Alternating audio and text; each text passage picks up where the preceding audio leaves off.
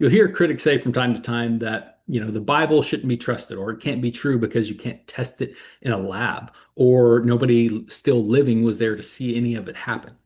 Well, I mean, it sounds smart until you stop and think that's not actually how we know most things in life. You don't test history in a laboratory. You don't run experiments to see if Abraham Lincoln actually lived.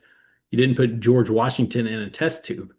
You know they live because of eyewitnesses, documents, records, and they all point to the same truth. That's how knowledge works outside of chemistry and physics. That's also how courtrooms work every single day, by the way. A judge, a jury, they don't decide what happened based on scientific experiments. They listen to witnesses, they look at evidence, they weigh testimony, and then they decide what's true beyond a reasonable doubt. They'll send people to prison or sometimes worse, sometimes setting them free based on this kind of evidence. So the idea that something has to be scientifically tested to know if it's true is simply false. That's not how we know most things in life. And the Bible fits perfectly into this kind of evidence. The Bible, remember, is not one book written by one person in one place. It's a collection of books written over many centuries by different authors in different places. Yet it tells one cohesive story. And it gives historical names, real places, real dates, real events, confirmed by archaeology. Not one archaeological discovery has disproven the Bible. The life, the death, the resurrection of Jesus are recorded by multiple eyewitnesses.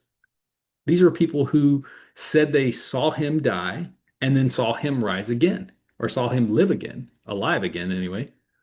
Many of them were beaten, they were jailed, they were killed for saying that.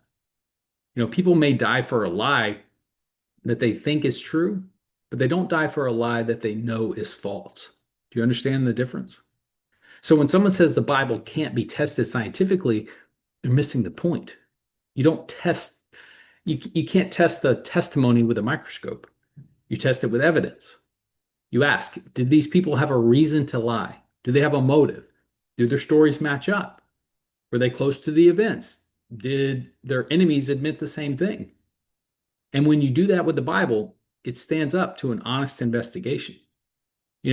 God didn't give us the Bible as some scientific textbook. It gave us as a true record of what he has done in history to save sinners. The greatest event in that record is the resurrection of Jesus Christ. And if Jesus rose from the dead, and everything he said is true, he proved it. And that's not a scientific claim, that's a historical claim that's supported by evidence. So don't let anyone tell you that the Bible's not true because it can't be tested in a lab or it's not scientific. Truth is known in many ways. And when it comes to the Bible, we're not believing it with blind faith. We're believing a well-documented record of what God has done in the real world. All right, so thanks for watching today. Hope you get value out of that. God bless, and I'll see you back next time.